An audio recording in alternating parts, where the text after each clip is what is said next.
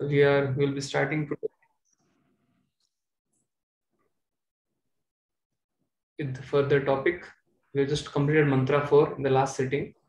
So we'll begin with mantra 5 today, mantra 5. And if we have time, I think it's 6:30, we have almost 1.5 hours. We should be able to cover mantra 5 and 6 today. But before we begin with further mantras, anyone would like to share something about what we discussed in the previous session? Not the whole revision, but something very specific, so that others also can get an opportunity to contribute something.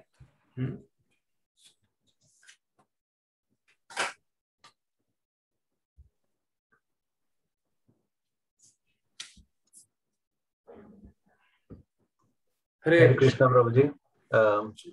Yes, we spoke about external energy and internal energy, and our position, which is a marginal position, and we can get associated either with external energy or internal energy. Thank you so much, Prabhuji. Hare Krishna. Hare Krishna.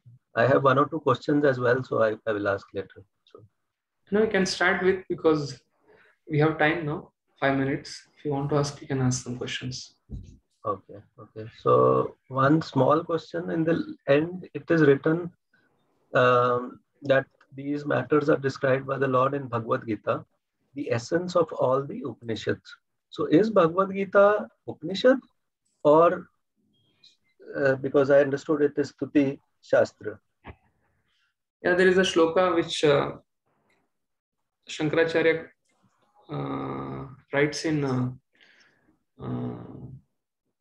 the glorification of Bhagavad Gita in Gita Mahatmya. The shloka Prabhupada also writes in the introduction to Bhagavad Gita, Sarva Upanishato Gavo Dugdha Gopala Nandana Parthavatsa Sudhir Bhukta Dugdham Gita Amritam Mahat Sarva Upanishato Gavo. So it's called as Gita Upanishad. So Gita is like, because definition of Shruti is that which is revealed by the Lord or spoken by the Lord. So Bhagavad Gita, if you see the history of Bhagavad Gita, it is spoken by Lord himself. Krishna himself has spoken it. Therefore, it happens to be Shruti. But it has been heard by Vasudeva, and he has compiled it and he has written it. And therefore, it comes in Smriti. It is compiled by a sage. Ganesha wrote down it. So in that way, it comes under Smriti. So therefore, Bhagavad Gita is a Gita Upanishad. Many times in the introduction, if you read the introduction to Bhagavad Gita, it is mentioned as Gita Upanishad there. Okay. And my second question is, it's stated that even the demigods cannot approach him, and the demigods being the devotees of the Lord. So why this has been like, this question has been there in my mind for some time, that why they are not able to approach him, and why we who are in the marginal potency, we are able to approach, or we are trying to approach, however they are not able to approach. Yeah, I'll answer your second comment, like we are marginal potency. So in the description in that paragraph, Prabhupada categorizes even the great demigods as well as living entities in this Bhumandala. Everybody is a marginal potency. Starting from ant to Lord Brahma, everybody comes under the marginal potency. Okay. So Lord Shiva, there is Sambhu Tattva, separate Tattva, Shiva Tattva and Vishnu Tattva. And apart from that, all living entities are in marginal potency. So even demigods, they are empowered beings because of their past karmic yajnas and different yajnas. One can even become a Brahma, one can even, after many, one can go up to become even Rudra also. Somewhere it's mentioned. And therefore, based on different yajnas, one can. But at least one can, Brahma is a post. So Rudra is also a post. But the Tattva of Lord Shiva, that is Sadashiva, is eternal in the spiritual world. It is at the junction of material world and spiritual world. And therefore, even demigods are the part of marginal potency. Okay. And why is it that we can understand as human beings in the Bhumandala, it's because we have been connected to a bona fide parampara. Therefore, Vedic literature is called as Apaurusha. Apaurusha, which because it is revealed by the Lord who's beyond four defects. And therefore, Lord has created four parampara: Brahma Sampradaya, Sri Sampradaya, Kumara Sampradaya, and Rudra Sampradaya. So anybody who gets connected to this parampara, they can get the revelation of the knowledge which is given to that Acharya. And Chaitanya Mahaprabhu appeared in the Brahma Madhva Gaudiya Sampradaya, has taken two essential principles from each Sampradaya. And therefore, it's the essence of all four Sampradayas, which we are right now, what Chaitanya Mahaprabhu has come to give us. And this Sampradaya, we know because of we being human beings. But this kind of thing might be existing in demigods as well. Yes, like in this present Bhumandala where we are staying in, Jambudvipe, Bharatavarshe, we have a Bhagavatam of 18,000 verses. But in the Swargaloka, there is Bhagavatam of 60,000 verses, or infinite lakhs of verses. So because this parampara starts from Lord Hari to Brahma, so Brahma Loka is beyond the Swargaloka. And therefore, people can get connected, and fortunate people get connected to that parampara. Even Sri Sampradaya, Lakshmi gets knowledge. So anyone who is genuine, but problem is in the higher planetary system, though, there is so much of sense enjoyment, opulence, it becomes difficult for them to focus on that. So therefore, the desire of enjoyment is there. And therefore, even the demigods they want to take birth in Bharatavarsha so that they can be able to practice bhakti. And in this one life, they can go back to Godhead. That is a prayer being offered by the demigods and Jambudvipa Vasis about the glories of the Jambudvipa island, that they want to take birth in this Bharat Bhumi. Okay. Thank you for that. Hare Krishna. Hare Krishna. Hare Krishna. Anybody would like to contribute from last session? What you could recollect? Anything you can recollect from the previous sessions? And then we'll start after 5 minutes. Hare Krishna, Prabhuji. Udyananda here. I have one question, Prabhuji. Basically, when we see you have Radharani, Goddess Lakshmi, and they are like internal potencies of the Supreme Lord, right? Yeah. And when coming to Purnamasi and Subhadra, they are like Yogamaya, right? And which potency they belong to, Prabhuji? Actually, if you see carefully, Prabhupada mentions marginal, internal, external. Yeah. These are the brief description or division of the potencies. Yeah. So anything which is in the spiritual world, that comes in an internal potency. Okay. Anything which is beyond the material spiritual world, that material world comes in external potency. Okay. And we Jivatmas have like conditioned souls who have descended to the material world. Mm-hmm. We are coming under the marginal potency. They are Nitya Siddhas and Nitya Baddhas. Okay. Because Jivatma is in marginal potency. Therefore, the conditioned souls, they are the marginal potency. Our Jivatmas are Jivas are in the marginal potency. And yeah, so we have this Purnamasi who arranges all the things paraphernalia for Krishna, Radha Krishna pastimes, and then we have Subhadra, and then we have Yogamaya who actually appears before, Krishna, before Kamsa, right? So they belong to, do they belong to internal or external or? Anything which comes under Krishna's pastime, who are facilitating Krishna's pastime, they come under internal potency. Internal potency. Okay, got it. Yes. Got it. Thank you, Hare Krishna. Okay, if you have no points to contribute, then we'll start with today's session.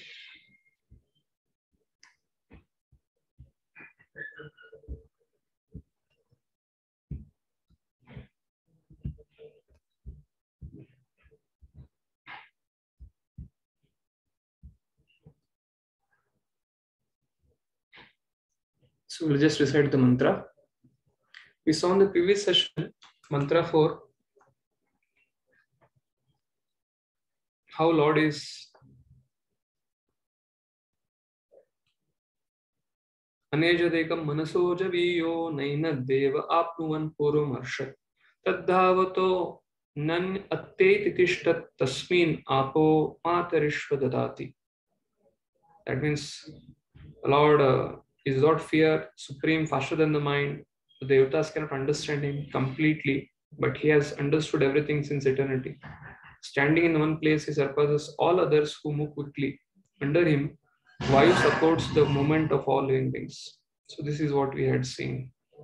So, but if somebody is not able to understand the previous verse, the fourth verse, in detail, again, a step further, to give the indication of the who is that Lord, the mantra 5 is mentioned. So what is the quality of that Lord? So mantra 4, the theme of mantra 4 is the supremely independent Lord, who nobody can surpass him. It's Swarat. The independent nature of the Lord is mentioned there. Anejadekam manaso javiyo. Tasmin apo matarishva dadati. Nobody can arshad. So therefore, mantra 5 speaks about a little bit more hint of that Lord. What is the nature of that Lord? So we'll decide the mantra now. Mantra 5. This is in Anushtupa Chandas, same meter like the Bhagavad Gita. The mantra 4 was in Trishtupa meter. This is in Anushtupa meter. Taddejati tannejati taddure tadvantike tad antarasya sarvasya tad u sarvasya bhayataha. Taddejati tannejati taddure tadvantike tad antarasya sarvasya tadu sarvasya bhayataha. Taddejati tannejati taddure tadvantike tadantarasya sarvasya tadu sarvasya bhayataha. Yes, 3 devotees can recite. Prabhuji, Hare Krishna, I will recite. Yeah, Prabhuji, please. Taddejati tannejati taddure tadva antike tad antarasya sarvasya tadu sarvasyasya bahyata. Hare Krishna. Thank you, Prabhuji. Hare Krishna, Prabhuji. Yes. Tadejati tanmayjati tadhure tadvantike tad antarasya sarvasya tadyu sarvasya vahayata. Okay. One more devotee can recite? Prabhu, I'll try, Prabhu. Yeah. Tat ejati tad dure tat u antite tat anta asya sarvasya tat sarvasya asya bahyata. Very nice, Prabhuji. So here we'll see the word to word translation. As I told, mantra 4, mantra 5, mantra 6, mantra 7, mantra 8. This speaks about the qualities of the Supreme as pursued by a Mahabhaga. Basically, Ishopanishad being the book on Jnana Kanda, it brings a living entity from the karma to the level of Jnana. But that person, who is that Supreme person? So here, if you see, the gender is not mentioned here. It's just Tad. To indicate that whether male, female, nothing is mentioned. It's just Tad. But yeah, in translation, Prabhupada is mentioning it. The Tat means the Supreme Lord. Because we are in the Brahma Tattva Gaudiya Sampradaya, we know that Tat is Supreme Lord. He is Lord Vishnu himself. But if you see from that point of view of Upanishad, if you see that Aneja Dekam, Manaso Javiyo, there also there is no mention of the gender. It's like just mentioned Tattva. So here, Tat indicates the Supreme Lord. Ejati, walks. Tat, again, he. Na means not. Ejati doesn't walk. That means he walks and he doesn't walk. Tad dure, far away. Tad vantike, he again. Antike, very near. Tad antarasya sarvasya, he is within everything. Tat he anta, within asya, of this sarvasya, of all. And tad u sarvasyasya bhayataha, and he is present outside everything. Sarvasya of all, asya of this, bhayataha, external to. So translation by His Divine Grace A.C. Bhaktivedanta Swami Srila Prabhupada. The Supreme Lord walks and does not walk. He is far away, but he is very near as well. He is within everything, and yet he is outside of everything. So basically, this is like a seventh kind of Bhagavatam. Nrsimhadev had to appear because Hiranyakashipu had taken so many bones. I will not die here, I will not die there, I will not die in the daytime, in the night. I will not die inside, I will not die outside, I will not die on the ground, in the sky, or in water. I will not be killed by any human, not by any animal, not by living, not by dead weapons. So these are the contradictions. But Hiranyakashipu thought that, okay, fine, I have taken so many boons. That means I have no expiry date now. I become immortal. Basically, Hiranyakashipu wanted to become immortal. But then Brahmaji told that even I have expiry date, even I am not eternal. I also die. So that time then he wanted to checkmate Brahmaji. And then he took so many boons. But after taking all those boons, Lord appeared as Lord Nrsimhadev. So therefore, all contradictions are resolved in Lord Nrsimhadev or Lord Hari. So when you speak about contradictory activities, that he walks and he doesn't walk, he's very near and he's very far, he's inside everything and he's outside everything. From material point of view, if some object is inside you, or if we tell that, I'm inside the room, I cannot be outside the room. Or if you have kept some box inside the room, the box cannot be outside the room. Our box cannot, inside the box, there cannot be a bungalow. But these are material things. There is no contradiction. The contradiction doesn't apply for the material things. Or in short, material things cannot exhibit inconceivable nature. Or for that matter, even Jivatmas cannot exhibit inconceivable potencies. And therefore, we are subordinate to the Lord, Supreme Lord. Jeev ye Vishwas, Krishnadas Korleto or Dukkanai. But Lord Hari is Mayadesh. He has so many energies which are working at his beck and call. And therefore, he has many inconceivable potencies. And therefore, Bhaktivinoda Thakur writes in his commentary, all these contradictions are resolved in Supreme Personality of Godhead. But Jivatma cannot exhibit this contradictory, inconceivable potencies. And therefore, this doesn't apply to the Jivatma. So therefore, this personality has to be Supreme Personality of Godhead, Hari. That is how he begins the whole thing. And therefore, Prabhupada takes the whole purport. He starts with that same point. So, shall we start reading the purports? Someone can volunteer to read the purport. Hare Krishna Prabhuji, shall I read? Yes, Mataji, please continue. The contradictions given here prove the inconceivable potencies of the Lord. Here is a description of some of the Supreme Lord's transcendental activities executed by his inconceivable potencies. The contradictions given here prove the inconceivable potencies of the Lord. He walks and he does not walk. Ordinarily, if someone can walk, it is illogical to say he cannot walk. But in reference to God, such a contradiction simply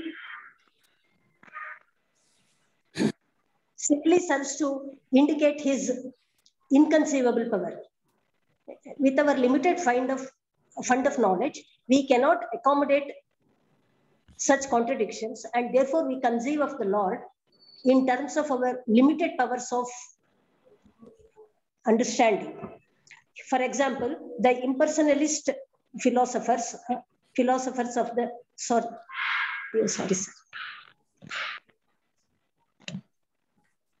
sorry sir, I do it. Impersonal. One minute. For example, the impersonalist philosophers of the Mayavada school accept only the Lord's impersonal activities and reject his personal feature. But the members of the Bhagavata school, adopting the perfect conception of the Lord, accept his inconceivable potencies and thus understand that he is both personal and impersonal. The Bhagavatas No.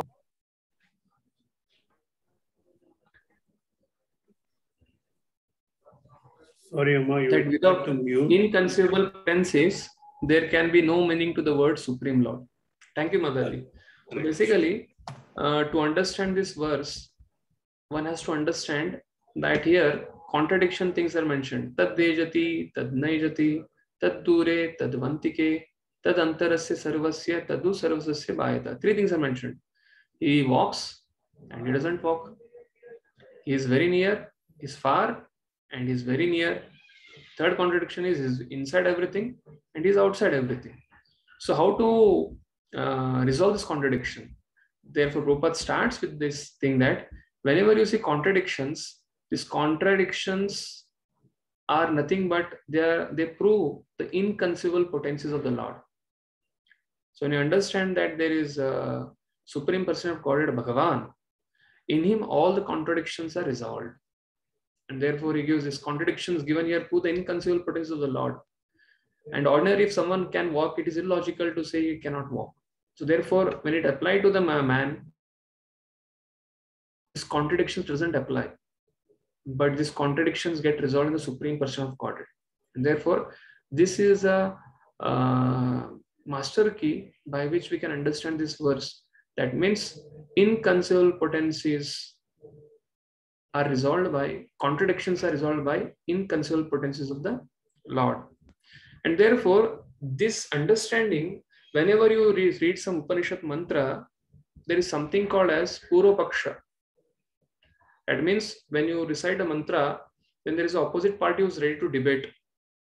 Therefore, whenever you see such mantra like this, immediately somebody will tell that, this is Brahman or something like that. It's not something Lord.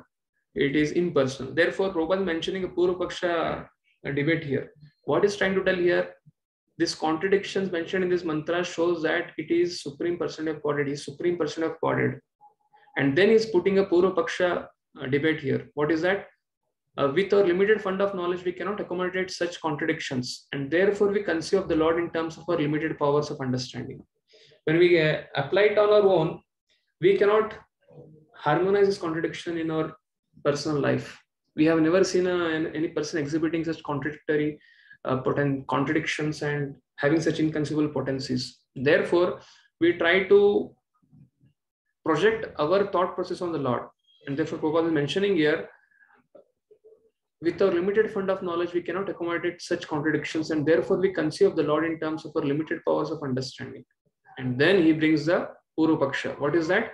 For example, the impersonalist philosophers of Mayavadi school accept only the Lord's impersonal activities and reject his personal feature. But what is our debate? But the members of the Bhagavata school adopting the perfect conception of the Lord. What is the perfect conception of the Lord? Vadanti tattva vidas tattvam yajnanam advayam brahmeti paramatmeti bhagavan iti shabdati. And Bhagavan means he has all the features in him. He's all potencies, different features, and how the potencies work, how his energies work, everything is known by the Bhagavata school. And therefore, accept his inconceivable potency and thus understand that he is both personal and impersonal. The Bhagavatas know that without inconceivable potencies, there can be no meaning to the word Supreme Lord. When you speak about Supreme Lord means he has unlimited inconceivable potencies. And therefore, after the first paragraph, Prabhupada takes up the Purvapaksha thing. Who are the people? What happens? Why they don't accept Lord's contradictory activities, and why they don't come to the point of understanding Supreme Person of Godhead? So, some Jivatmas who come in the Parampara, they get the knowledge of Parampara and they can understand that Supreme Lord has inconceivable potencies, and therefore all contradictions get resolved in him. But those who are not in Parampara, those who are not coming in Parampara, what happens to them? They try to project their own thought process on the Supreme Lord. Our own thought process while reading this Vedic literature. And therefore, what are the two objections? What are the two obstacles they find? Because of Jiva's inability to conceive Lord's contradiction, they are unable to conceive Lord's inconceivable potency. Like here there is mentioned, we conceive of the Lord in terms of our limited powers of understanding. So those Jivatmas who are fortunate to come in Parampara, they can understand that Lord has inconceivable potencies. And therefore, he has contradictory qualities. Therefore, all contradictions are harmonized in him, are resolved in him. But Prabhupada takes up to the second paragraph. There are unlimited Jivatmas who can't conceive this because they don't come in parampara. So what they do, what mistake they do? First thing they do is they accept only the Lord's impersonal activities and reject his personal feature. This is the first obstacle for the Jivatmas. When they hear the Upanishadic mantras, they think that Lord is impersonal or he has no personal form. So some devotees can read the second paragraph. Hare Krishna Prabhuji. Yes, Praveen, you can read. Because of Jiva's inability to conceive Lord's contradiction, A. He accepts only the Lord's impersonal activities and rejects his personal feature. We should not take it for granted that because we cannot see God with our eyes, the Lord has no personal existence. Sri Ishopanishad refutes this argument by declaring that the Lord is far away but very near also. The abode of the Lord is beyond the material sky, and we have no means to measure even this material sky. If the material sky extends so far, then what to speak of the spiritual sky, which is altogether beyond it? That the spiritual sky is situated far away from the material universe is confirmed in the Bhagavad Gita 15.6. But despite the Lord's being so far away, he can at once, within less than a second, descends before us with a speed swifter than that of mind or wind. He can also run so swiftly that no one can surpass him. This has already been described in the previous verse. Hare Krishna. Yes. So what is the first obstacle for those who can't understand the contradictory qualities of the Lord? They accept Lord's impersonal activities and they reject his personal feature. But here there's mentioned in the previous verse how Lord runs swiftly than others. Therefore, a Lord, he is having a personal form and also an impersonal form. But they don't accept it because of not able to conceive the Lord's contradictions. And what is the second obstacle they come across? Prabhupada mentioned in the next paragraph. Yes. And they conclude Lord to be ordinary mortal being. Yes, Prabhu. Yet when the personality of Godhead comes before us, we neglect him. Such foolish negligence is condemned by the Lord in the Bhagavad Gita 9.11, where he says that the foolish deride him, considering him a mortal being.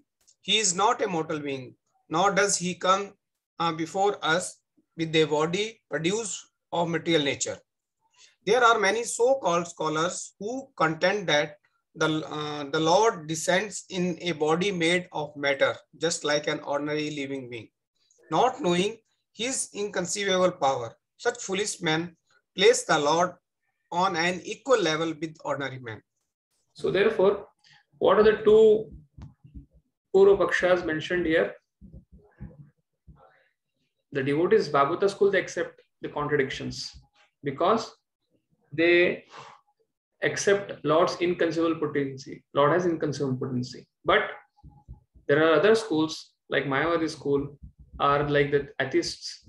So they don't accept Lord's inconceivable activities in potencies, and therefore they conclude God to be impersonal. That is the first. And second thing is atheists conclude Lord to be a mortal being because they just project their thought process on the Lord.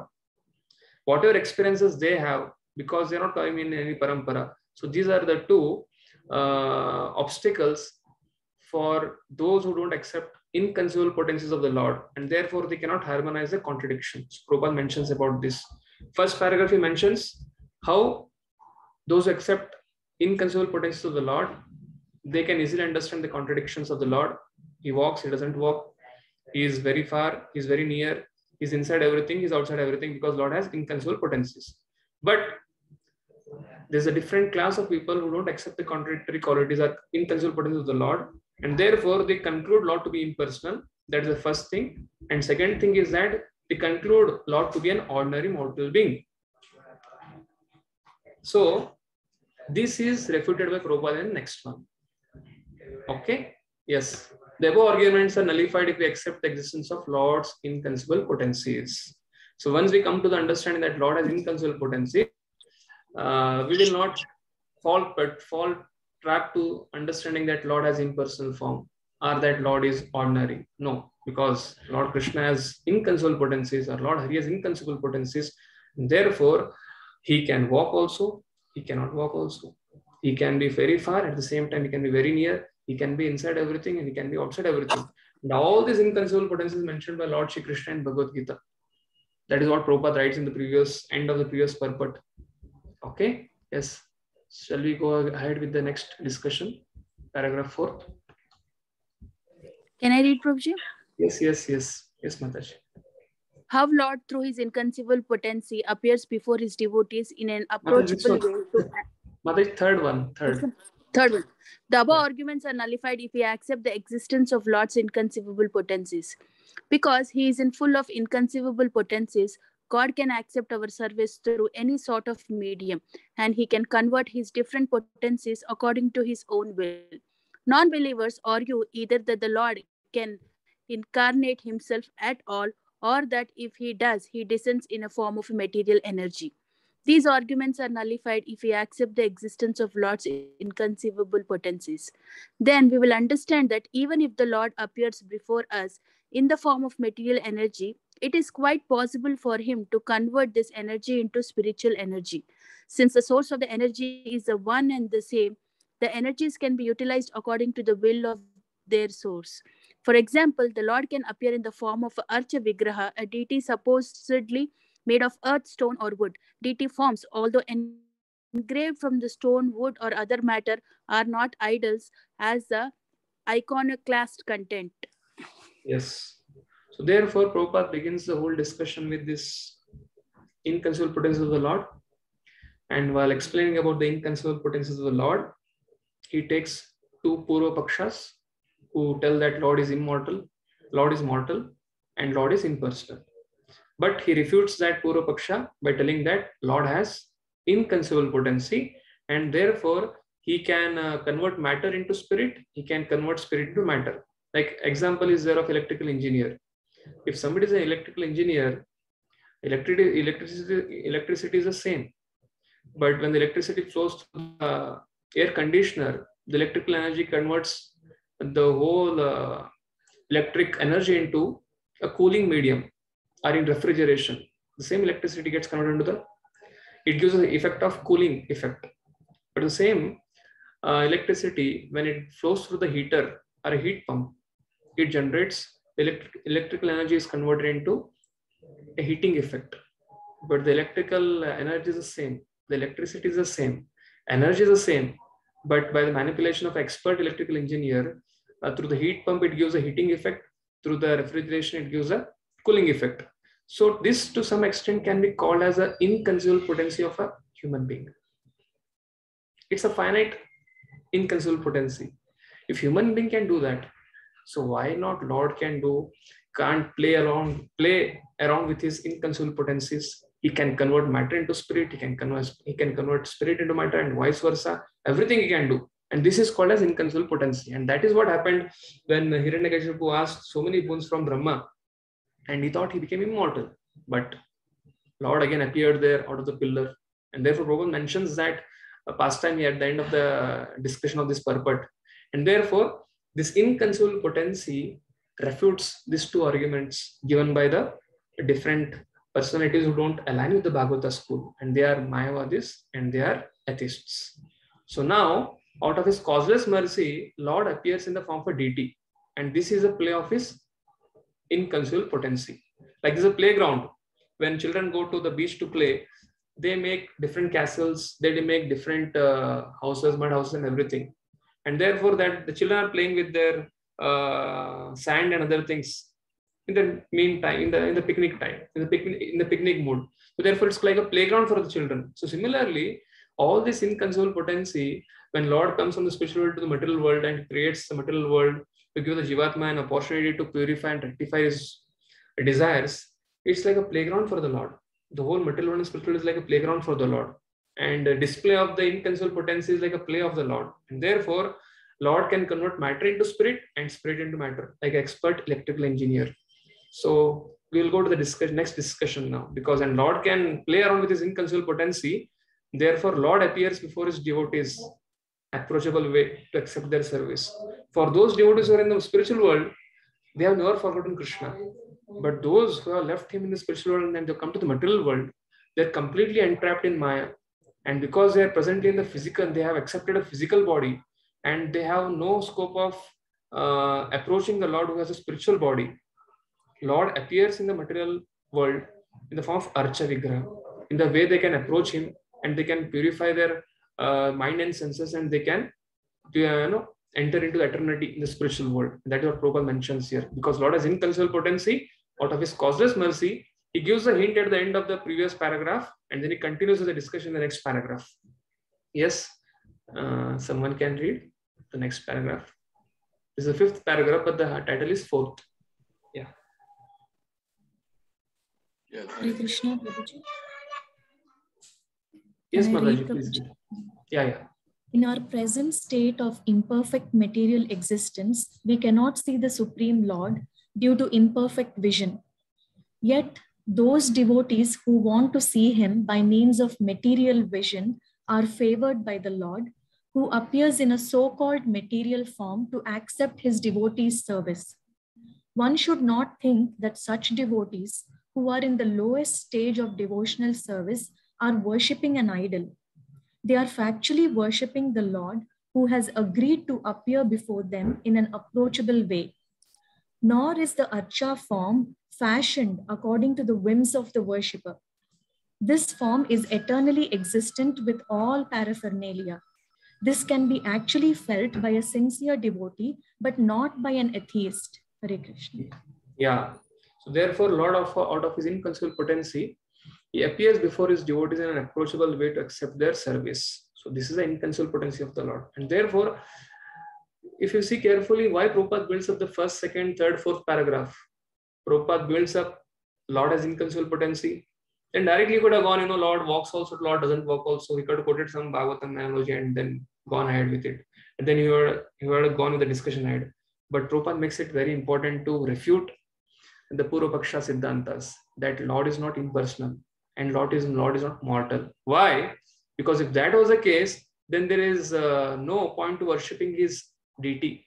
The deity worship would have become an idol worship or iconoclast type of thing. That is what most of the religions, they don't accept, telling that it is a Lord is beyond the modes. The Lord, we cannot cast Lord into a particular form of this material world, because then Lord is limited to the matter, something like that. But Prabhupada makes it very important.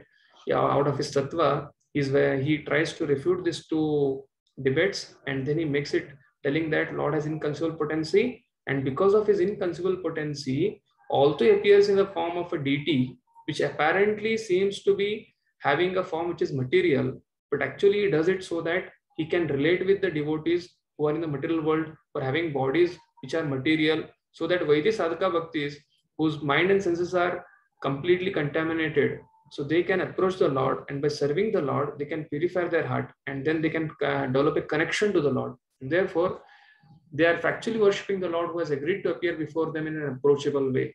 Nor is the Archa form fashioned according to the whims. So therefore, it's not that somebody has just out of their speculation carved these deities. No. Whatever is mentioned, there's a description of how a deity should be. And therefore, based on that Vedic literature, the Lord form, the Lord's height, the Lord's features, everything is mentioned. And based on that, the deity is carved. And then Lord can reciprocate with his devotee, and devotee can reciprocate with the Lord by serving the deity form of the Lord. So after mentioning this part of inconceivable potency, then Prabhupada comes to the description that Lord walks and Lord doesn't walk also. And Lord is far away, but Lord is very near. Yes. Someone can read the next part. Hare Krishna, Prabhuji. Yes, Madaji, please read. Tad dure tad vi antike. He is far away as well as very near. In the Bhagavad Gita 4:11, the Lord says that how he treats his devotee depends on the devotee's degree of surrender. The Lord reserves the right not to reveal himself to anyone. and everyone, but to show himself only to those souls who surrender unto him. Thus, for the surrendered soul, he is always within reach, whereas for the unsurrendered soul, he is far, far away and cannot be approached. Yes. So therefore, this contradiction of Tad Dure Tadvantike, Prabhupada very nicely summarizes. For the devotees who are surrendered to him, he is very, very near. Like all of us are, all of your devotees. So you are celebrating Janmashtami, you are celebrating Radhashtami, you are celebrating Gaur Purnima, Nitya Introduction, and everything. For you, every day you get up, wake up the Lord, offer him bhoga, then partake the bhoga, and then serve him, bring incense and worship him. So Lord is so near. He's within our reach. Just to step out and get into the deity room. That's it. We can see face to face the Lord. But for those who don't accept Lord, those who even they're so-called transcendentalists or impersonalists or Mayavadis, for them the form of the Lord is completely imaginary, or it's like completely they just reject it as an idol or icon. And therefore, for them, although they are so close, they have taken birth in the Bharat Bhumi, they have all the facilities, and they have got all the Vedic literature, but they have got everything, but still they are so far away. So therefore, Vedanta Desikan, he quotes a shloka from Vishnu Dharma, which tells this: Paranmukanam Govinde Vishaya Sakta Chetasam Tesham Tat Paramam Brahma Dura Dura Tare Sitam Tanmayatvena Govinde Enaranyasta Chetasa Vishaya Tyaginastesham Vidneyam Chattadantike. So this Tad Dure Tadvantike. So what is that? Paranmukha Govinda. Those people who have completely turned away the Sam, they are completely thought process of sense gratification. Tesam tat param brahma dura dure teresitam. For such people who are completely engrossed themselves in sense gratification, Lord is far, far away. Dura dura teresitam. And on the contradictory, tanmayatvena govinde enara nyasta chestasa. Those who are doing chesta. Swachestitam. Shunvata Shabdya Nityam Granasasvachestitam Kalena Atidirigena Bhagavan Vishate Hari. This is what 2.8.5 Bhagavatam speaks about. So same thing he quotes here in Vishnu Dharma. Tanmayatvena Govinda Yenara Nyasta Chetasa Vishaya Tyaginas Tesham Vidneyam Chattadantike. Those who worship, accept Lord Hari and worship him in devotion, Tesham Vidneyam Chattadantike. Lord Hari comes very near to them. For persons who have an aversion to Govinda and who are attracted to material enjoyment, the Supreme Brahman is situated very far away. For those who are absorbed in Govinda, surrendering fully to him while giving up material enjoyment, the Supreme Brahman, who should be known, is very close. Therefore, he concludes, this statement of Lord being close and far simultaneously depends on being enlightened or ignorant. Those who have developed a mood of devotional service, for them Lord is very near. But those who are averse to devotional service, for them Lord is very, very far. This is how he concludes. Yes.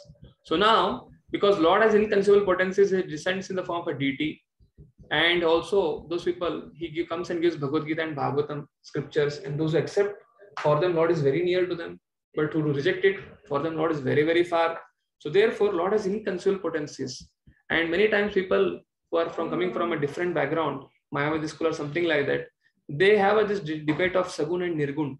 And therefore, this inconceivable potency of Lord, this concept even resolves the contradiction of Sagun and Nirgun. So Prabhupada quotes next here. Because based on devotees' surrender, Lord is near. But based on atheists not surrendering to the Lord, he is very, very far away. And why? Because they quote that Lord is having a material form. So Prabhupada uses this conceivable potency of the Lord, the play of the inconceivable potency of the Lord, to resolve the contradiction of Sagun and Nirgun. Yes, someone can volunteer to read this one. Hare Krishna. Yes. Play of conceivable potencies of the Lord. A. Resolve the contradiction of Saguna and Nirguna. In this connection, the two words revealed scriptures often apply to the Lord. Saguna with qualities and Nirguna without qualities are very important. The word Saguna does not imply that when the Lord appears with perceivable qualities, he must take on a material form and be subject to the law of the material nature. For him, there is no difference between the material and spiritual energies because he is the source of all energies. As the controller of all energies, he cannot at any time be under their influence as we are. The material energy works according to his direction.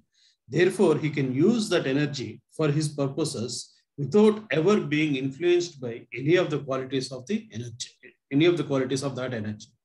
In this sense, he is nirguna, without qualities. Nor does the Lord become a formless entity at any time. For ultimately, he is the eternal form, the primitive Lord. His impersonal aspect or Brahman effulgence is but the glow of his personal rays, just as the sun's rays are the glow of the sun god. Yeah.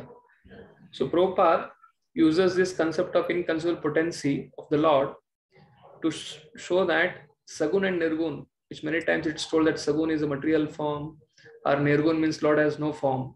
So basically Mayavadis quote this thing. But Prabhupada tells that because Lord is having inconceivable potencies, therefore he has qualities. Sagun means with qualities. Which qualities? Spiritual qualities. And Nirgun means without material qualities. Therefore, Prabhupada describes Sagun here as Lord appears with perceivable qualities, but he doesn't accept a material form, or he is not subjected to material nature. And even if he does it, he can anytime convert matter into spirit and spirit into matter because he is the source of all. He is like a supreme engineer of all the energies. As control of energy, he can do anything at any time. Again, Prabhupada describes here Nirgun means he is not affected by three modes. Material energy works according to his direction. Therefore, he can use that energy for his purpose without ever being influenced by any of the qualities. In that way, Lord is Nirgun. He is untouched by the three modes. Nirgun. So Nirgun means he has no material contact. And therefore, one should not conclude that he is formless entity. But he is having a form, but he has an eternal form. And Prabhupada gives an analogy of, he tells that this Brahman effulgence is like, he compares it to sun rays and sun god. So in this way, inconceivable potency of the Lord can easily resolve the contradiction of Sagun and Nirgun, which many times the impersonalists quote to refute the worship which we do. But we should understand, Sagun means Lord has spiritual qualities, and Nirgun means he is unaffected by material nature. He is a controller of matter, Prakriti. And second thing, Lord displays inconceivable pastimes to do what? Yes, someone can read. Yes, Prabhu. Yeah, Mahesh here, Prabhu.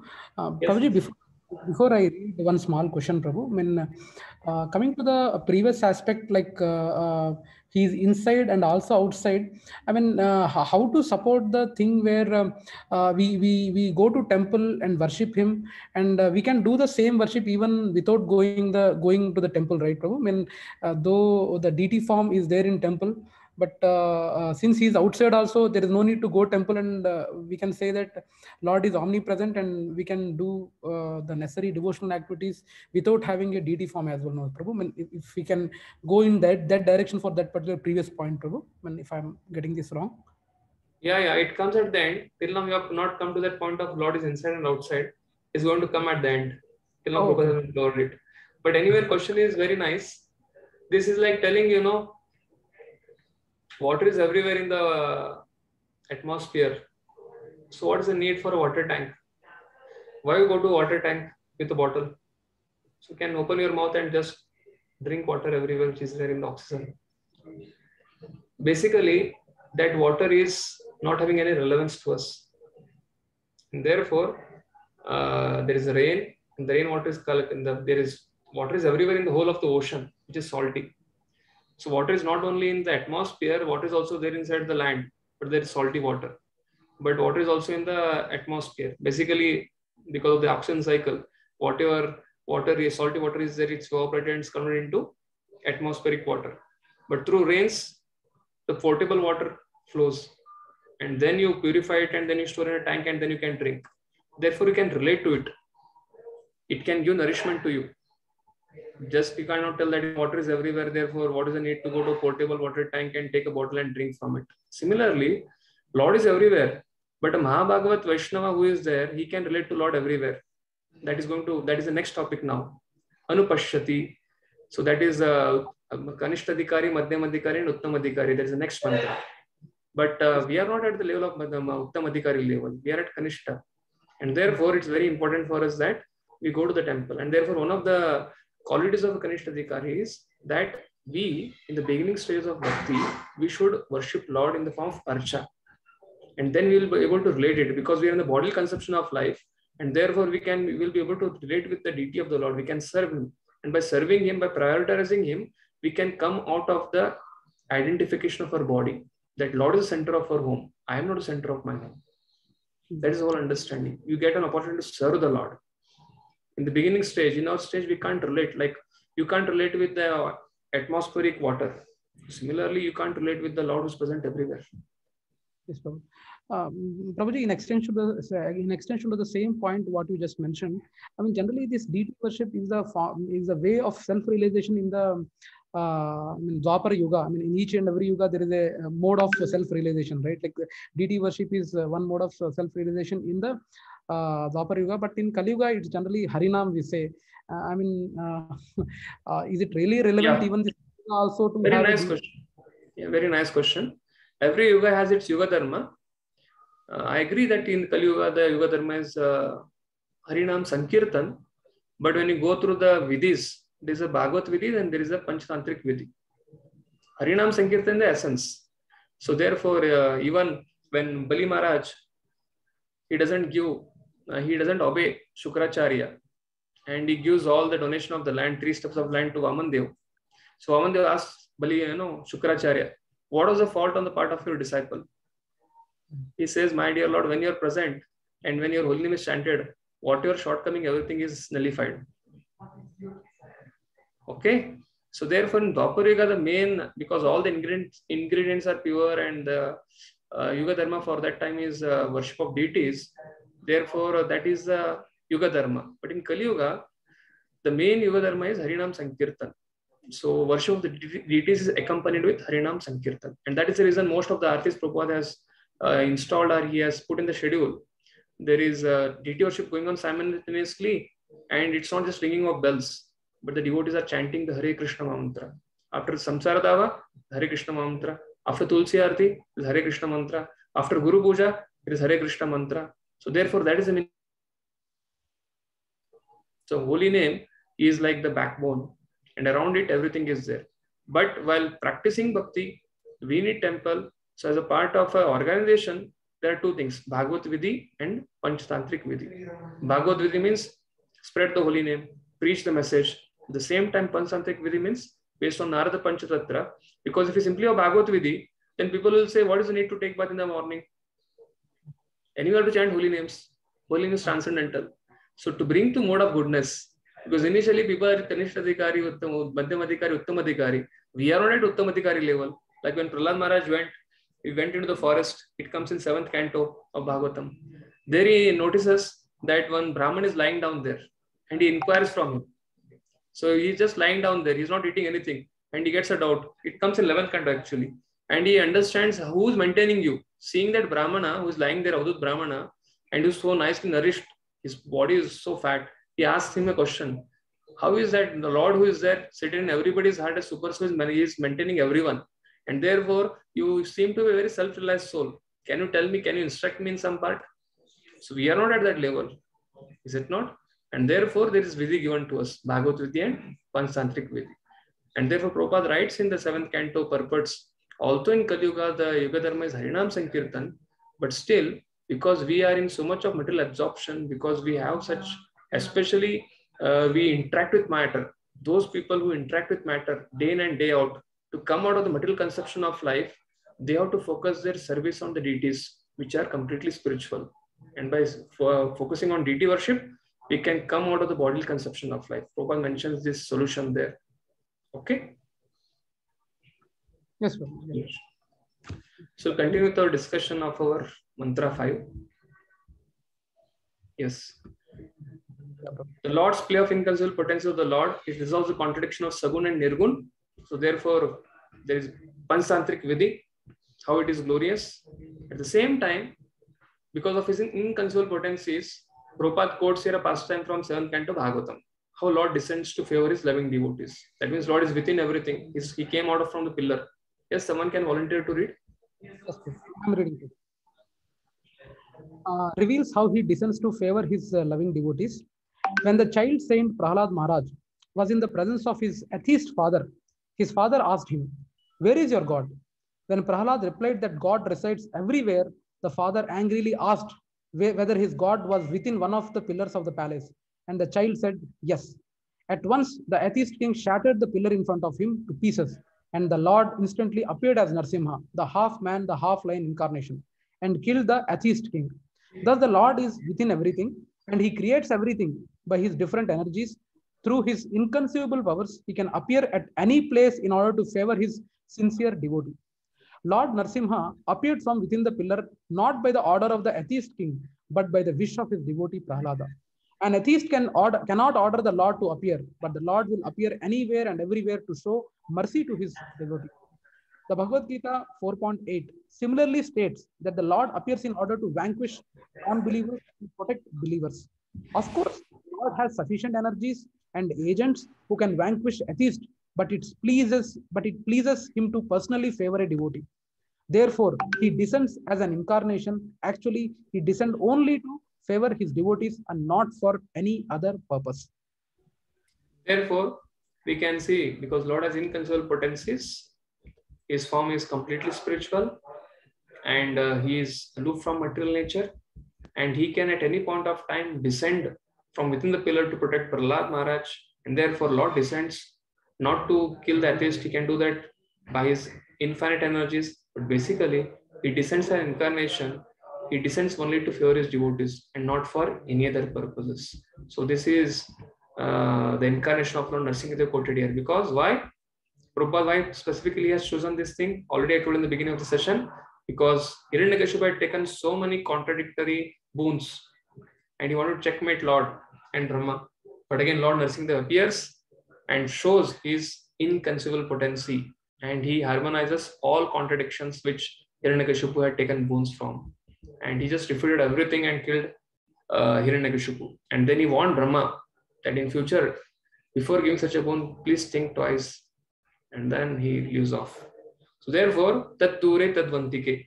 We covered that. And now, tas antarasya bhaya. He's inside everything and he's outside everything. Yes, next part. Someone can volunteer to read. Yeah.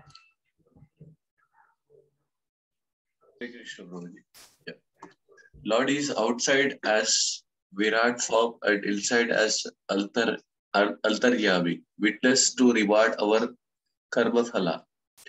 In the Brahma Samhita 5.35, it is said that Govinda, the trivial Lord, enters everything by his plenary portion. He enters the universe as well as all the atoms of the universe. He is outside till his Virat form and he is within everything as an Altaryami. As Altaryami, he witnesses everything that is going on and he awards us the results of our actions as karma phala. We ourselves may forget what we have done in the previous life, but because the Lord witnesses our actions, the results of our actions are always there, and we have to undergo the reactions nonetheless. Yes. So this feature of the Lord is a very, very unique feature of the Lord. He is present outside as a Virata Rupa, in the Virat form, and inside as Antaryami form. And I was hearing from one of the Maharaja, and he was telling this concept of Antaryami form, that Lord, he has Antaryami, he witnesses everything that is going on, and he awards as a result of our action as karma phala. That means all the things which we are getting in this life before becoming a devotee and after coming to Krishna consciousness also, when we see so many things happening, why do bad things happen to good people? So bad things never happen to good people, because whatever happens is because we have done that in the past lives. Therefore, this is done by the Antaryami form of the Lord. And therefore, the 10th canto of Srimad Bhagavatam, Brahma is offering prayer to Lord Krishna when he stole all the covered boys just to test Krishna. So he says, Tatyenu kampa susamikshamanam bunjana evatmam kratam vipakam. So he says that a devotee who is there when miseries come in his life, when difficulties come in his life, obstacles comes in his life, he doesn't ask question, why Krishna, why with me only? But with folded hands, he offers obeisances to the Lord, telling that I should suffer much more than this for the mistakes and for the sinful activities which I have done in the previous life. But because of your causeless mercy, you just reduced it. Like there is an example of one devotee who had joined ISKCON movement in the West, and he was trying to serve in the kitchen. And he comes to Srila Prabhupada and he tells, while cutting sabji, his finger, the small finger, the little finger gets cut. And then he comes to Prabhupada telling, Prabhupada, I was trying to serve Krishna. Why is that such thing happen with me? Why do bad things happen to good people? I was a devotee. So why this Krishna allowed this to happen with me? Also, I was trying to serve him.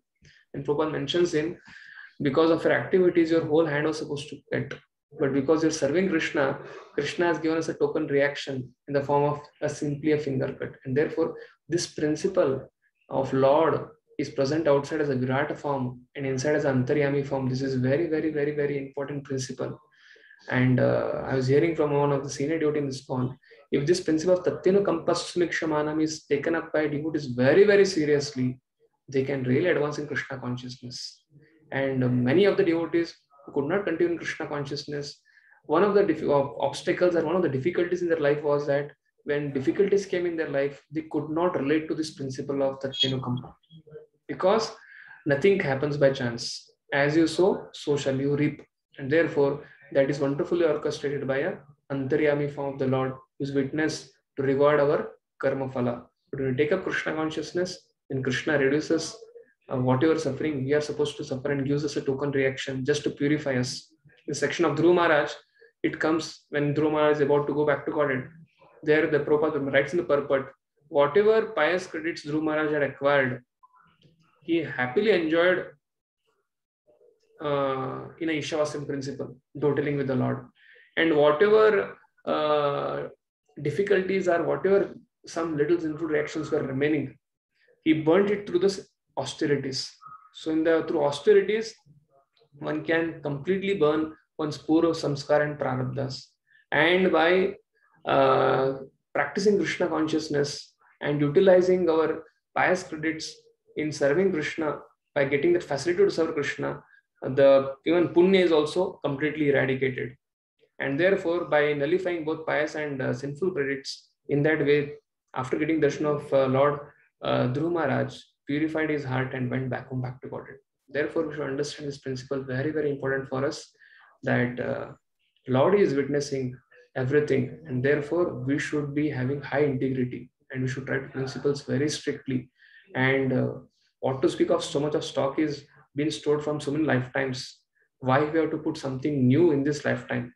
And therefore, the Lord is also outside as Virata and he's inside as Antaryami form. This is a very, very important principle for Sadhaka Bhaktas. The last part Prabhupada concludes with is, although there is, everything is one, but there is still a difference. And how is that? That is resolved in the personality of Godhead. Yes. Someone can read the last paragraph of this section. Hare Krishna Prabhuji, I'll read. Yes, Prabhu can read. Yeah. Oneness and difference resolves in personality of Godhead. The fact is that there is nothing but God within and without. Everything is manifestation of his different energies, like the heat and light emanating from a fire. And in this way, there is a oneness among his diverse energies. Although there is oneness, however, the Lord in his personal form still enjoys unlimitedly all the pleasure enjoyed minutely by the tiny part and parcel living entities. Hare Krishna Prabhuji. Hare Krishna. So therefore, everything is one in the sense that everything is emanating from Supreme Lord. So in that way, Supreme Lord is support of everything. So in that way, everything has its basis in the Supreme Lord. At the same time, Supreme Lord is an individual and he is enjoying his pastimes, which is loving devotees in the spiritual world, in Golok Vrindavana and Vaikuntha Loka. So in that way, oneness and difference is resolved in the personality of Godhead. So in this way, we can understand this verse of Mantra 5, which states, Taddejati tannejati taddure tadvantike tadantarasya sarvasya tadu sarvasya bhayataha. So in this taddure tadvantike principle applies that for those devotees, Lord is very near, For those non-devotees or atheists, Lord is very, very far. Tad dejati tat nahi jati. As impersonal, as a Brahman or as a Paramatma is present in each and every atom of the universe, therefore doesn't have to walk. But as a Bhagavan, he can walk. He was in the battle, he was fighting with Kalyavana, and as soon as he got a message that okay, he has to meet a devotee, then he started walking from there. So therefore Lord can walk. In Bhagavan feature he can walk. So therefore you see these three features of Brahman, Paramatma, Bhagavan, you can understand. As Bhagavan, for the pleasure of his devotees, Lord can walk, Lord can come very close, Lord can be situated inside and outside also. As Virat Rupa is situated outside, and as Antaryami is within the heart of all living entities. Therefore, with all these features of Brahman, Paramatma, Bhagavan, we can easily solve this contradiction, understanding how Lord is inconceivable. So this is inconceivable potency of the inconceivable Lord. This is being mentioned. Therefore, mantra 4, addition to that mantra 4 is mantra 5. Okay. So we'll try to go ahead with the next session now. Mantra 6. Prabhuji, Do you have any questions? Prabhuji, what is that meter name for mantra 4 and mantra 5? Mantra 1, 2, 3 and mantra 5. It's Anushtupa Chanda. Anushtupa. It is Bhagavad Gita meter. And mantra 4 is Trishtubha. Trishtubha. Yes. It's a line of 4 with 11 words. Anushtupa is 8. Line of 4 with 8 words each. Okay. Thank you, Prabhuji. Any other questions regarding mantra 5? So Lord is inconceivable. Hope this Ishopanishad is not becoming too technical or theoretical for all of you. After attending so many Bhagavad Gita and Bhagavatam classes from Radheshyam and Leelam in Hyderabad. So, but as a part of our syllabus, you have to cover this Ishopanishad, and therefore I'm trying my best to make it as understandable and as relatable to all of you as possible. Okay, if you have no questions, we'll just go ahead with the mantra. Next mantra, mantra 6.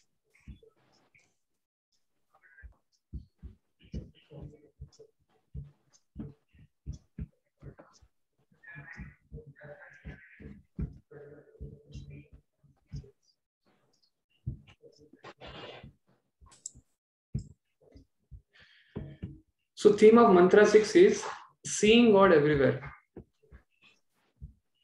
The theme of mantra 4 is the Supreme Lord, independent Lord. Nobody can surpass him. The theme of mantra 5 was inconceivable Lord. Lord has inconceivable potencies, and therefore there are a lot of contradictions in him. Contradictions indicate personality of Godhead. The theme of mantra 6 is seeing God everywhere. This especially mantra 6 speaks about the vision of Mahabhagavat. So let's recite this mantra. This is also in this meter only. Anushtupa Chanda. Yastu sarvani bhutani atmanyevanu pashyati sarva bhuteshu chatmanam tatona vichugupsate. Yastu sarvani bhutani atmanyevanu pashyati sarva bhuteshu chatmanam tatona vichugupsate. Yastu sarvani bhutani atmanyevanu pashyati sarvabhuteshu chatmanam tatona vijugupsate. Yes. Can I read, Prabhuji? Yes. Yastu sarvani bhutani atmanya evanu pashyate sarvabhuteshu chatmanam tatona vijugupsate. Okay, anybody else can read one more? Hare Krishna Prabhuji. Yeah. Yastu sarvani bhutani atmani evan pushyati sarva bhuteshu chatmanam tato na vijupasate. One more devotee can read. Hare Krishna. Yastu sarvani bhutani atmanyevanupasyati sarva bhuteshu chatmanam tato na vijugupsate. Yes. So this is a vision of Mahabhagavat. Ya, synonyms. Ya is he who, tu, but, sarvani, all, bhutani, living entities, atmani, in relation to the Supreme Lord, eva, only, anupashyati, observes in systematic way, sarva bhuteshu, in every living being. Cha and Atmanam, the super soul, tata thereafter, na, not, Vijugupsate, hates anyone. So basically in this whole mantra, this word evan anupashyati, Atman neva anupashyati. This is what Prabhupada takes this word and he builds up the whole purport on this. Anupashyati. He does anu means following the footsteps. Pashyati means seeing. Seeing, following the footsteps of previous acharyas, seeing the world around. As Krishna's parts and parcels and everything is coming from Krishna. That is understanding. So translation by His Divine Grace C.C. Bhaktivedanta Swami Srila Prabhupada. He who systematically sees everything in relation to the Supreme Lord, who sees all living entities as his parts and parcels, and who sees the Supreme Lord within everything, never hates anything or any being. The translation has three parts. Seeing everything in relation to the Supreme Lord. How Lord is the source of everything. So Lord is the source of marginal energy, Jivatmas, internal energy, the spiritual world, and all the devotees there, and external energy, the material world. So in that way, seeing everything in relation to the Supreme Lord. To see all living entities as his part and parcel. So all the Jivatmas have come from him. And who sees the Supreme Lord within everything. So Lord comes, expands himself as a super soul and is pervading everywhere as Paramatma, Isha Vashyam. He's pervaded everywhere. He never hates anything or any being. That means everything is orchestrated by Supreme Person of Godhead. So that is understanding. Therefore, sitting at one place, this Mahabhagavat is able to see everything around in relation with the Lord. And he's saying that all the jivas who are coming, they are also in relation with the Lord. And Lord has pervaded everywhere in the whole universe. In this way, he is seeing as an observer. He's seeing it as a witness. That is his vision. Atman Nevan Pashyati. So, Prabhupada begins a purport with vision of Mahabhagavat. And to tell about Mahabhagavat, he starts the purport with three kinds of devotees, or three stages of devotees. There is a Kanishtadhikari, there is a Madhyamadhikari, and then there is a Uttamadhikari. And then he goes to build up that, telling that Uttamadhikari. And then he tells that there are many politicians and so-called philanthropists who try to imitate a Uttamadhikari. And that is discouraged. And if you really want to become Uttamadhikari, you have to follow in the footsteps of previous acharyas, and that is encouraged. And it uses that word Anupashyati there and mentions. Anu means to follow, Pashyati means to observe in the footsteps of previous acharyas. And then he comes to the point that all the Vedic literatures, they are in complete agreement and harmony with each other. The Shruti, Smruti, and Nyaya, their conclusions have to be taken equally. And any commentary that is contradictory to Srimad Bhagavatam and Bhagavatam, that is unauthorized. Therefore, you should accept members of Vasudeva's disciplic succession and understand Ishopanishad from them. And who can and who cannot become Uttamadhikari and why. So therefore, these are the different points which we are going to cover in this purport. I just showed you the overview so that it becomes very clear to all of you once you start reading. Otherwise, when you read paragraph by paragraph without any connection, then what happens is that we tend to get a little off track. So let's start the purport now. Any devotee can volunteer to start this purport. I can do it, Prabhuji. Yes. Three types of purport. Three types or stages of devotee. Qualities of Kanishta Adhikari. This is a description of Mahabhagavata, the great personality who sees everything in relation to the Supreme Personality of Godhead. The Supreme Lord's presence is realized in three stages. The Kanishta Adhikari is the lowest stage of realization. He goes to the place of worship such as temple, church, or mosque according to his religious faith and worships there according to the scriptural injunctions. Devotees in this stage consider the Lord to be present at a place of worship and nowhere else. They cannot ascertain who is in what position in devotional service, nor can they tell who has realized the Supreme Lord. Such devotees follow the routine formulas and sometimes quarrel among themselves, considering one type of devotion better than another. These Kanishta Adhikaris are actually materialistic devotees who are simply trying to transcend the material boundary to reach the spiritual plane. Yeah. So therefore, Prabhupada builds up this purport with one who sees everything in relation to the Supreme Person of Godhead. He is a Mahabhagavat. While telling, Prabhupada explains about the Kanishta Adhikari. So what are the different features of Kanishta Adhikari mentioned here? He purposefully goes to a religious place. So God is everywhere, but what is the glory of Kanishtadhikari? He has faith in the Lord. He has genuine faith in the Lord, and therefore he comes to the temple, and therefore he tries to become a devotee. And he worships very, very faithfully. This is Adhikari. Kanishtadhikari, you should not think that he's something like the lowest most stage, means it's like useless stage. No, he is Adhikari. The word Adhikari means he has Adhikar. What is that Adhikar? He has complete faith in the deity form of the Lord, and therefore he tries to worship with faith. But thing is, he understands the importance of the Lord, but he has no understanding of the importance of the value of the devotees. And therefore, he thinks I can practice bhakti on my own. Why I need association of devotees? I can just go to temple, ring a bell, chant my rounds, and come and to continue my work. So what is the need of devotees for practicing Krishna consciousness? So that is the understanding of Kanishtadhikari. And therefore, because he doesn't understand the importance of the devotees, he many times his opinions are very, very important for him. And he can never understand that he can be at some fault. And he can never understand that others can be right. And always he thinks my way is a highway. And therefore, he quarrels amongst themselves, considering one type of devotion better than another. Basically, detail is given a lot of value than principle.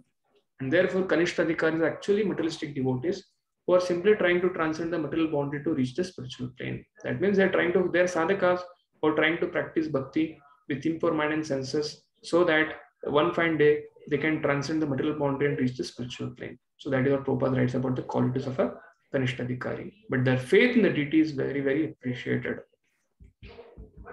Yes. Next is the quality of a Madhyamadhikari. When the Kanishtadhikari continues with that practice, when he comes in touch with the Lord, he gets purified gradually, and in the association of devotees, he starts understanding the value and importance of the association of devotees. Someone else can read regarding Madhyamadhikari. Yes, Hare Krishna, Prabhuji. Yes, Mataji, please read. Qualities of Madhyamadhikari. Those who have attained the second stage of realization are called Madhyamadhikaris.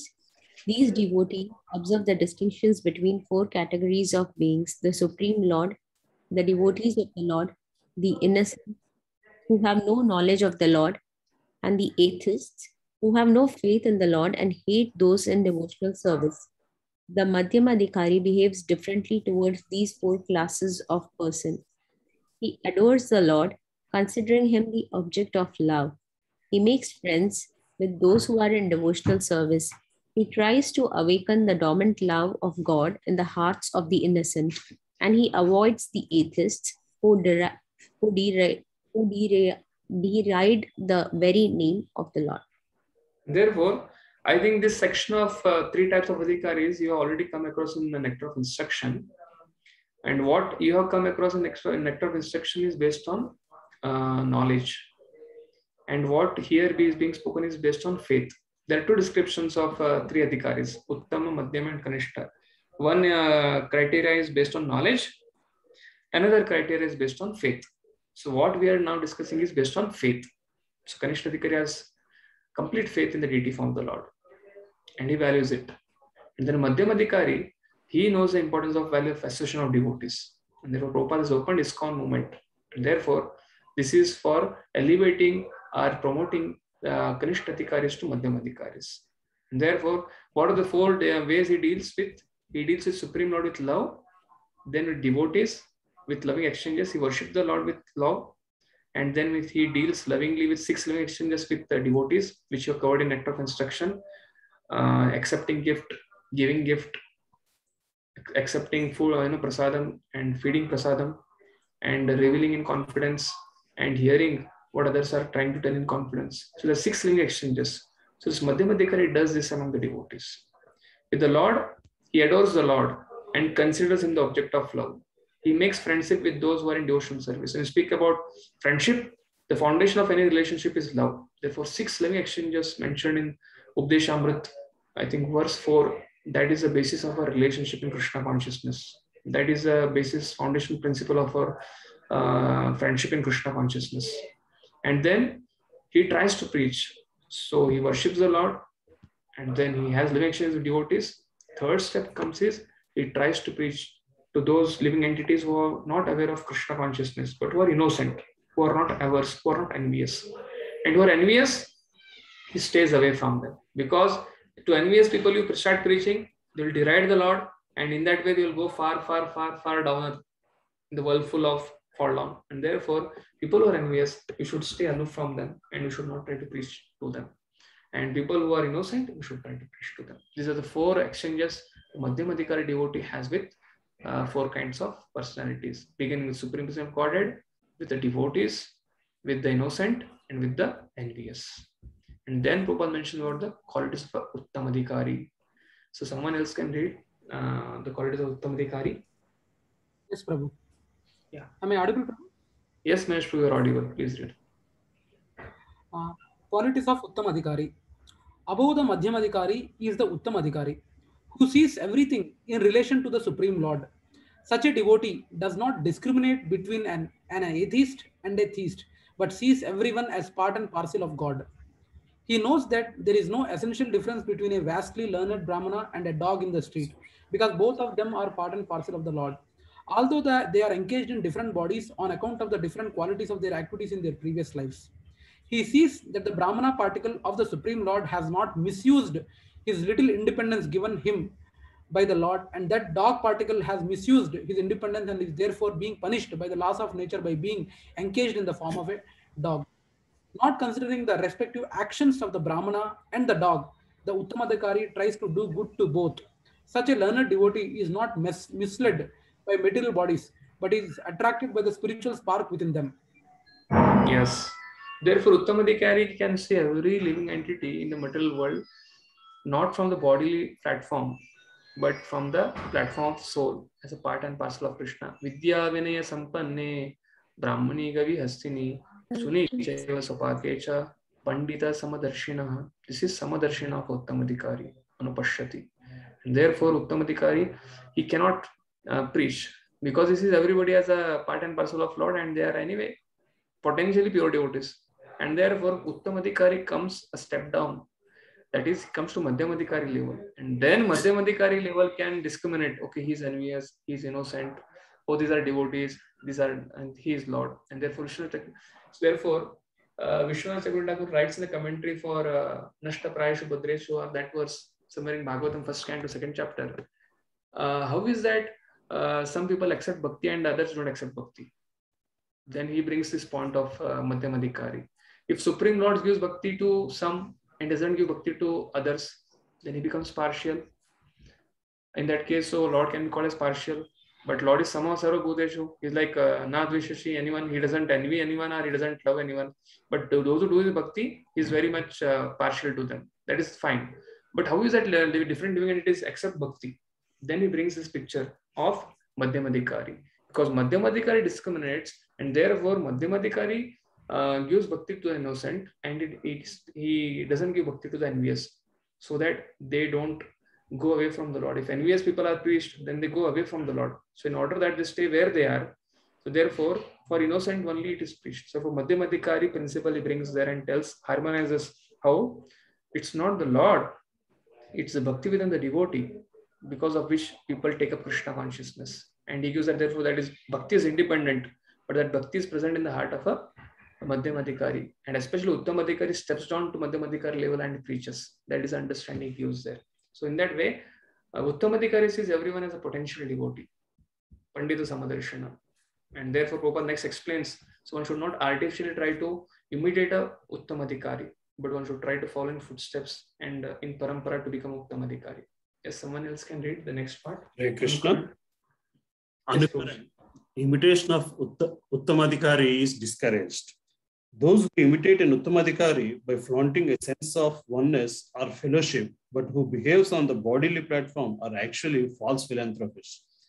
The conception of universal brotherhood must be learned from an Uttamadikari and not from a foolish person who does not properly understand the individual soul or the Supreme Lord's super soul expansion, who dwells everywhere. Yes. Therefore, Prabhupada condemns here imitation of a Uttamadikari. But what we should do, there are 2 words in Sanskrit, Anukaran and Anusaran.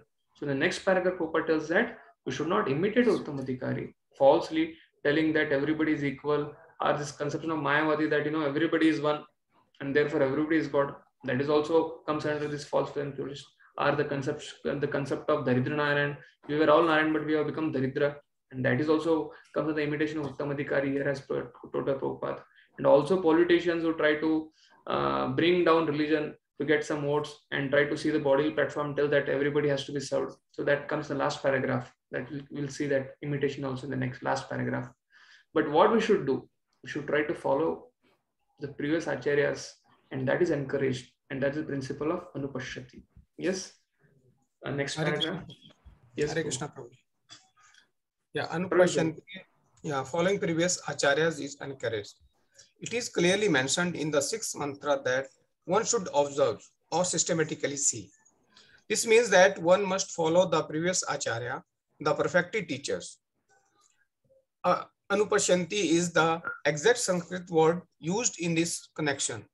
Anu means to follow and Pashyanti means to observe.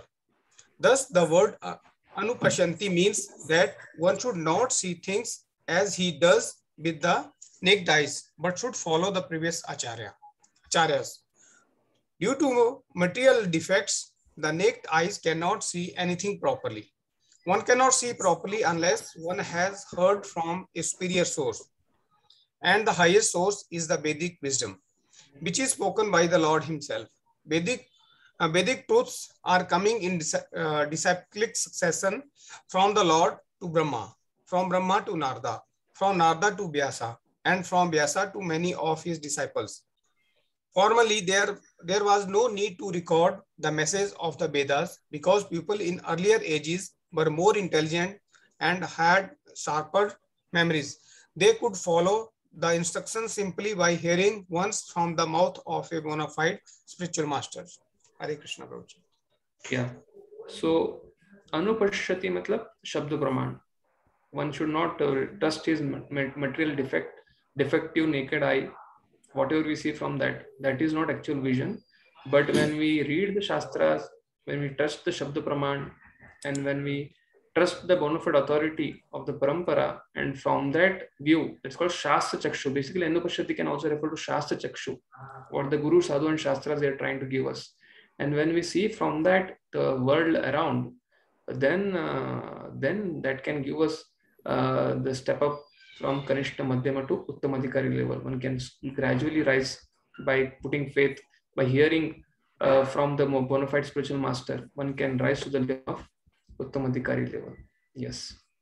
Therefore, what Vedic literatures are there? So Vedic literatures have to be heard in Parampara system, and that has to be followed by Parampara system, but not there are many commentators who are not coming in bona fide Parampara. That should not be accepted. That is what Prabhupada tells in the next. Anupashyati means many people may say, okay, I also refer to Vedas. I also have my own edition of Bhagavad Gita and Bhagavatam. So can I accept? Can I read that? What should I do? What should I not do? So therefore, Prabhupada tells those conclusions should come according to conclusions of what Krishna and Vasudeva has given in Bhagavad Gita and Srimad Bhagavatam. Otherwise, one should not accept that. That is the next part. Anupashyati doesn't refer to, you may read Vedas, but which are not in Parampara. Or we may practice so-called transcendentalism, but which has nothing to do with the authorized commentary of the Vedic literature coming in the cyclic section of Vasudeva. That is also condemned. So therefore, Prabhupada mentions in the next paragraph. Yes, someone else can volunteer. Krishna Prabhuji. Here. There is a complete agreement among the Vedic literatures and any commentary that contradicts Srimad Bhagavatam and Bhagavad Gita is unauthorized. At present, there are many commentaries on the revealed scriptures, but most of them are not in the line of disciple succession coming from the Srila Vyasadeva, who originally compiled the Vedic wisdom. The final, most perfect and sublime work of Srila Vyasadeva is Srimad Bhagavatam, which is rational commentary on the Vedanta Sutra. There is also the Bhagavad Gita, which was spoken by the Lord himself and recorded by the Vasudeva. These are the most important revealed scriptures, and any commentary that contradicts the principles of Bhagavad Gita and Srimad Bhagavatam is unauthorized. There is a complete agreement among the Upanishads, Vedanta Sutras, Vedas, Bhagavad Gita and Srimad Bhagavatam, and no one should try to reach any conclusion about the Vedas without receiving instructions from the members of Vasudeva's disciple succession. who believes in this, who believes in the personality of Godhead and his diverse energies as they explained in Sri Ishwarishwar. Yes. So Prabhupada is trying to mention here is that Anupashati doesn't mean accepting some Vedic literature or some so-called spiritual organization, but accepting spiritual literature in the disciplic succession of Vasudev, and that too, those who believe in the personality of Godhead. That means personalist philosophy. And therefore, Prabhupada is telling here that all Vedic literature are in harmony with each other, and anything that contradicts Bhagavad and Srimad Bhagavatam is not authorized. So one should receive the instruction from disciplic succession starting from Vasudev. Therefore, there is harmony between Shruti, Smruti, and Nyaya. And therefore, the conclusion of the all Vedic literature is Sarvasya Cham Vedasinna Vishnu Mattar Smritirvyanam Ponam Cha Vedanta Krit Vedavit Vedacham. That all of the Vedas, Krishna is to be known. And therefore, that is the principle Prabhupada mentioning here. And last, Prabhupada concludes the whole purport with, again, coming back, imitation Uttamadhikari. So what is the qualification for becoming Uttamadhikari and what is not a qualification, and why that is qualification and why that is not a qualification? Yes, we'll conclude with this. Someone can read. Hare Krishna, Prabhuji. Dandavat Pranam. Yes, continue, Mataji. No, Saraswati Mataji, please go. Yeah, yes, Mataji. Who can and cannot become Uttamadhikari and why? According to the Bhagavad Gita, 18th chapter, 54th shloka, only one who is already on the liberated platform, Brahma Bhuta, Srimad Bhagavatam, 4th canto, 30th chapter, 20th shloka, can become an Uttama Adhikari devotee and see everything being as his own brother. This vision cannot be had by politicians who are always after some material gain. One who imitates the symptoms of an Uttamadhikari may serve another's outward body for the purpose of fame or material reward, but he does not serve the spirit soul. Such an imitator can have no information of the spiritual world. The Uttamadhikari sees the spirit soul within the material body and serves him as spirit. Thus, the material aspect is automatically served. Hare Krishna. Yes. So eligibility is that one has to come to the platform of Brahma Bhuta, as mentioned 18.54 and Bhagavatam 4th canto 30th chapter 20th verse. So that is eligibility for becoming Uttamadhikari, and he can see every living being as his own brother. Other than politicians, for material gains, they may float some philosophy, but their purpose is only to serve the external body and give material reward. That is not. Therefore, basically, Uttamadhikari serves the spirit soul, and automatically the body is served. On the other hand, the politicians are so-called philanthropists. They try to serve the body, but just by serving the body, soul cannot be served. Therefore, watering the root, the tree is nourished. Similarly, when a drowning man is there, if you want to bring him out, you can't pull his t-shirt and tell that I have saved the drowning man. You have to catch his head and bring him out. So that is what Uttamadhikari does. And that is what politicians are imitative. Uttamadhikaris are philanthropists. They try to do. That is the difference between both. Therefore, equal vision which is mentioned here is not based on the bodily platform. Equal vision mentioned here is he who systematically sees everything in relation to the Supreme Lord. Everybody is part and parcel of the Lord, who sees Supreme Lord within everything, never hates anything or anything. Therefore, he sees, and just because of their karmic reaction, they have got different bodies, and because of their free will, they try to do different things. So a person becomes completely neutral to the surroundings. At the same time, he tries to have living exchanges with the devotees. He tries to serve the Lord out of love. Then he preaches to the innocent and he stays away from the envious. So this is what a take-home point we can take from this mantra 6. So we have covered 2 mantra today, mantra 5 and mantra 6, and we just completed it. If somebody has any questions regarding this, it's like Prabhupada has given very, very wonderful purport, and at the same time, very wonderful lessons for all of us. Hare Krishna, Krishna Krishna, Hare Hare, Hare Rama, Rama Rama, Hare Hare. Hare Rama, Hare Rama, Rama Rama, Hare Hare. Hare Krishna, Prabhu. Yes, Prabhuji. Prabhuji, Mahesh here, Prabhuji. For the 6th sloka, Prabhu, whatever we read today, like seeing everything in relation with God, probably, I'm really sorry, Prabhu, if my question is sounding very pessimistic or very silly, please pardon me. the question what I have is, Prabhu, seeing everything in relation, see, there are a lot of negative things happening in and around our locality or environment. Say, so one person commits a sin and one person absorbs that sin. When one person commits, one person receives the sin. When due to that sin committed, somebody, it is again happening due to their previous life karma or whatever the pain one has to undergo, that has to be taken care. But even when the negative things happen in and around us, to have that consciousness that it is also happening due to God's will only, right? When due to, in relation with God only, all the sins are happening in and around us. Despite we know that it is due to the karmic reactions what a living being is facing it. But how we can take those negative things happening in and around us in relation to God, Prabhu? Because this sloka says it has to be everything in and around us, we have to relate with God, right? And how to, despite we know it, but sometimes that consciousness, there is a little bit of hitch or some kind of, I hope you got my question, Prabhu. Yes. So very nice, Prabhu. Very nice question. Thank you for your question. For that, we have to come to Bhagavad Gita. Lord Shri Krishna speaks about Bhagavad Gita, 18 chapters. So in the last section, he mentions 14, 15, 16, 17 chapter about 3 modes of nature.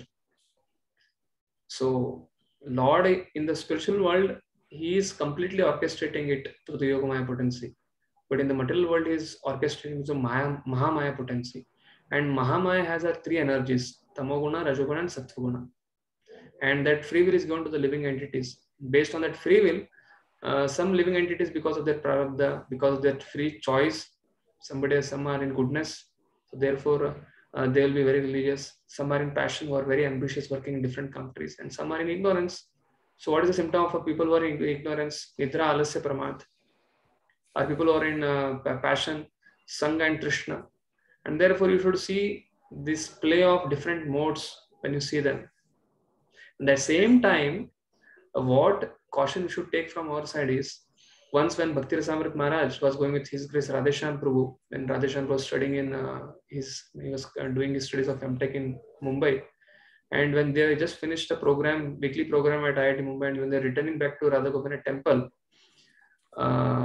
there was so much of big pomp of Dandiya Ras was going on, and there were film songs being played, and Prabhuji was accompanying Maharaj, and Maharaj immediately told, this is mode of ignorance, and one should not even look at it, and one should not even hear it, and one should immediately run away from it, and one should completely become aloof to it. Because the moment we invest our time, it's like a blotting paper. You take a pen, ink pen, and a blotting paper. To the degree ink pen is connected to the blotting paper completely bloats the ink. Similarly, our subtle mind, the chitta, as soon as we focus mind with the roaming senses, it starts bloating the negative energy around. And therefore, like the ship is there and water is everywhere. So water can float the ship. At the same time, same water, when it enters inside the ship, it can sink the ship. So Kale Dosha Niderajan Astitek Mahadguna, Kirtana Deva Krishna se Mukta Sangha Param. We are in Kali Yuga. So much negativity is there around. In the complexes where you stay, in apartment, we say so much negativity. But there's one good quality. In that such negative apartment and locality, if we somehow understand this principle of different modes, and we try to remain aloof from them as much as possible by engaging in Shranam, Kirtanam, Vishnu, Smaranam, Archanam, Mandaram, Dasyam, Sakyam, Atmanivedan, especially chanting of the holy names, then in this one lifetime we can purify our heart and go back. So basically, you should always remember this analogy of ink and blotting paper, or the boat which is tied to the anchor. When the wind comes, if that rope gets cut, the boat starts going into the mid-ocean. Therefore, one should try to, as much as possible, try to be cautious when we come across such principles. It's like out of sight, out of mind. We should try our best to control our jnanendriyas. We should try to control our eyes, ears, nose, tongue, and skin to maximum extent, because that is the only way. Otherwise, we start seeing it and getting affected by it, then contemplation starts. So we don't see it that it is also Krishna, therefore let me take full, like we take darshan of Radha and Krishna, Radha, Madan Mohan, we start taking darshan of those things. No, we should understand it's a effect of mode of ignorance, and let us become immune to it by completely not going into that atmosphere. We should become immune to that. Whatever physically possible from your side, either out of sight or by trying to stay away from such alluring things, you should try to not focus much on that. If you completely soak yourself in Shastric study, in wonderful services, in deity worship, very less time is there for the senses to roam here and there. Imagine you're reading wonderful purports of Prabhupada and trying to completely contemplate on the meaning, like we are reading this Shishopnishad. Such wonderful verses we have covered. Now there are so many intricate details into it. So basically one has to rise intellectually, at least to the first place, by accepting the philosophy of Krishna consciousness. If your mind is controlled, then although we are in an external atmosphere which are completely not so conducive to Krishna consciousness, but if your mind is controlled, automatically all the lower senses are controlled. And therefore, higher engagement, Yukta Vairagya, principle of Yukta Vairagya, engaging oneself in Krishna conscious activities is the only solution for it. So we can't justify telling that everything is in relation with Krishna, therefore this Maya is also in relation with Krishna. What is the definition of Maya? Brahma tells in this Chatushlokya of Bhagavatam, it comes, something is coming out of Krishna, but it is not reminding you of Krishna. That is Maya. You see something very attractive, but it doesn't remind you of Krishna. That is Maya. So therefore, it is coming from Krishna, but it's not reminding you of Krishna. Doesn't mean that you should contemplate on it. We should stay away from it, understanding that this is not healthy for me. So that is the way we should see it in relation with Krishna. Okay. Thank you. Hare Krishna. I think we are already crossed time. Yes, it's already 13 minutes, 8 past Prabhuji, 8. So we'll end here now. Prabhuji, can you please send 4, 5, 6 PDF files? Sure. I'll try and send it to Subburao Prabhuji. And what about our pending session, which we missed in last Ganesh Chaturthi? When we should have it? Prabhu, tomorrow we have Radhesham Prabhuji's slate program, Prabhu. So majority of people will be attending that. So probably we'll have to make it up next week only, Prabhu. Chalega. Next week we'll try to have it. Okay. Hare Krishna. So you have completed successfully 6 mantras. Yes. So we have 11 more sessions to go. We'll try to cover 18 mantras peacefully. Okay. Hare Krishna. Srila Prabhupada ki jai. Gaur Bhakti Vrinda ki jai. Thank you very much, Prabhu. Hare Krishna. Thank you, Prabhuji. Hare Krishna.